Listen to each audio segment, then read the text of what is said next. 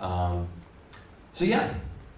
And from personal experience, make sure they know how to pronounce all of the words that are actually in their scripts. Well, as a note on that as well, As a note on that as well, a good idea in general is pre-recording your skits.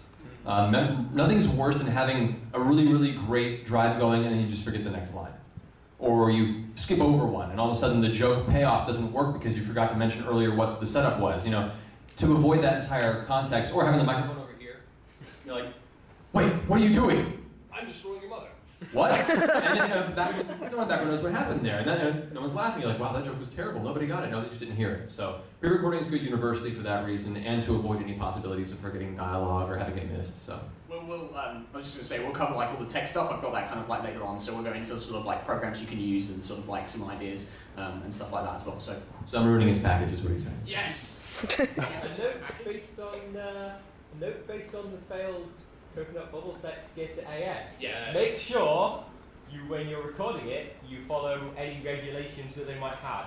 Yes. What? I don't know what that was about. Basically, there was like a pass me line. Basically, when a bunch of us went over to AX and Matt was hosting, there's a group out there, Coconut Bubble Sex, or I can't remember the full name. Yeah, they always do like these big skits. They're always quite funny. They're really good. But they did this one, and it got halfway through, and it just cuts off. It just literally the audio just dies.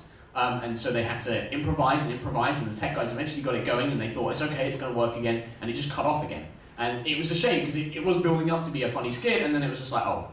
And then we had to put up with like a big girl dancing and her boobs flying everywhere, and that was crazy. So.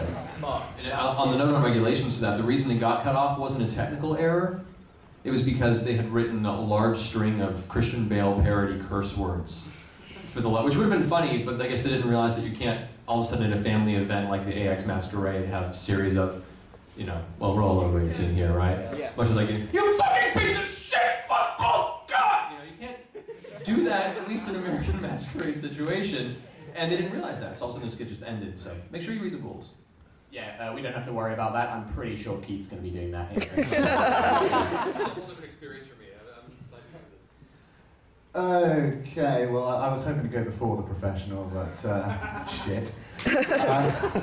Yeah, Matt's obviously covered all the major points because, he knows what he's doing, as opposed to myself, who pretends.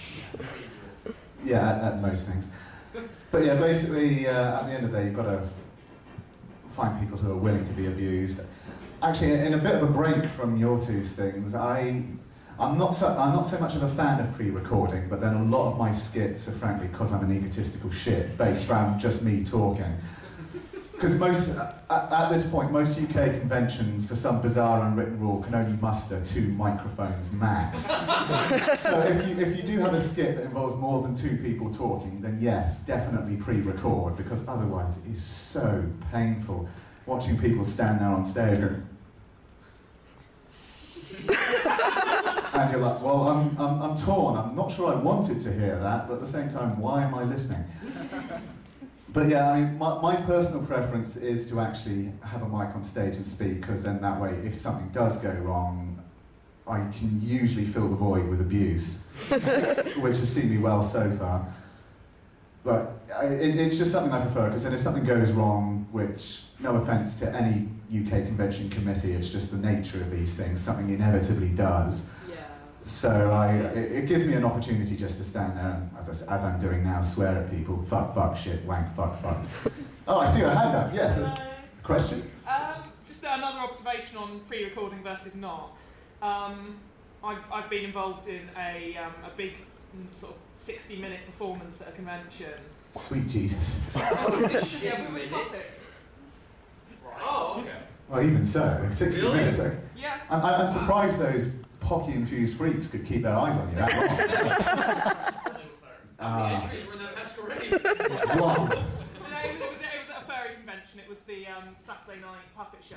Which Okay. is what a lot of them So it was do like, these this days. is entry 4 on week 2. Anyway, sorry.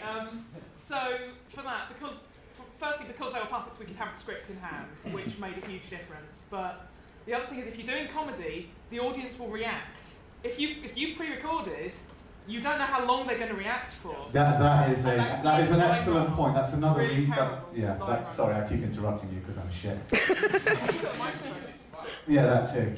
Yeah, but that is a good point, because my usual stock in trade is comedy skits. It usually does pay off to not pre-record it, because usually they are funny. We have met with generally a good reception, so it means that we have time to pause, let people laugh, and then we can go on with the next bit. But basically, you have to play it by ear, especially in the UK. If it's more than 2 people, pre-record, regardless, comedy or not, because otherwise it's just not going to work.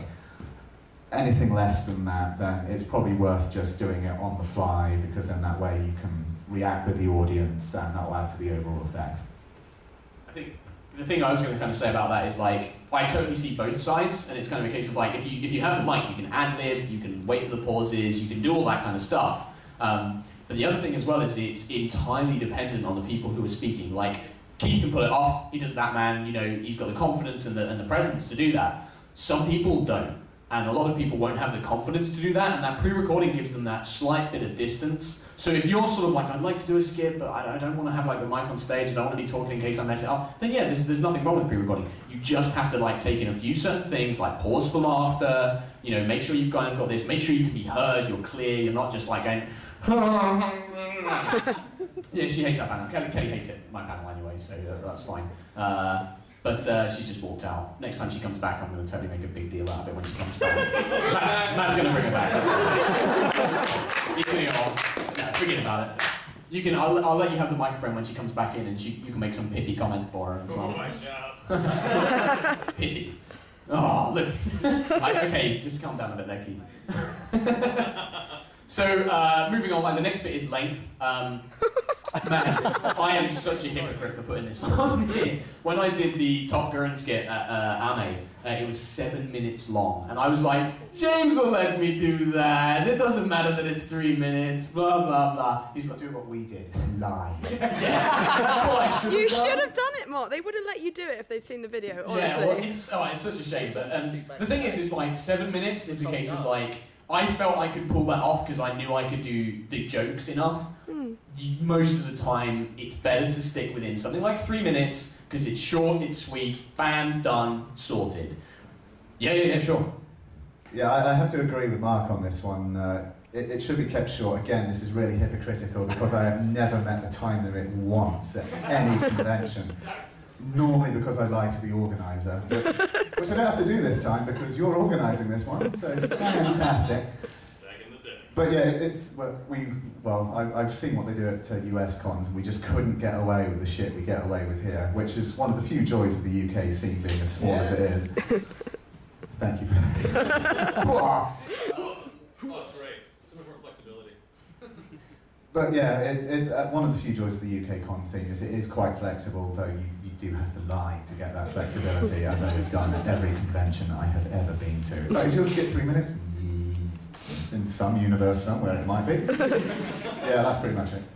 Yeah, pretty much. I mean, 3 minutes is such a good sort of thing because it gives you enough time to the next thing that I'm going to go on to is sort of like the process and the content, and it's a case of like 3 minutes is enough time to set up a skit, make some jokes, do a punch, win. That's it. Anything longer than that and you're kind of stretching those things. I mean, what about like dramatic skits and stuff, Matt? Because obviously we're talking about comedy here. Like, how does length fit in with dramatic skits? Well, to be honest, a lot of the conventions in the U.S. have very, very stringent time limits. Like, whereas you can lie there, we have guys in the sound booth that are given instruction to cut off the audio if it goes past 2 minutes. So you like another advantage to just doing it on the fly. You can't stop me, bitch. Volume down. Yeah. I can project! But yeah, so I mean, from a dramatic skit standpoint, it's hard to get a full story across in 2 minutes. And you think 2 minutes, that's plenty of time. No, you're writing a page of dialogue, and you're like, I've just set up the first arc in the, I'm done? No, there's no payoff. So you really have to keep it concise. You have to make sure that the writing doesn't meander. You have to make sure that the storytelling is very quick, that you get from the beginning to the end of what arc you're trying to get across as soon as possible without losing the audience. Because another thing to consider, in a comedy skit, you can make general comedy. In a dramatic skit, if you're not careful, you can be doing a very, very specific story about a very specific anime that maybe 10% of the audience has seen. And those 10% will be like, it's so beautiful. And then you're like, all right, where's the next Naruto? You always get. Which is sad when you get to that point. That's very sad. That's a low point. Yeah.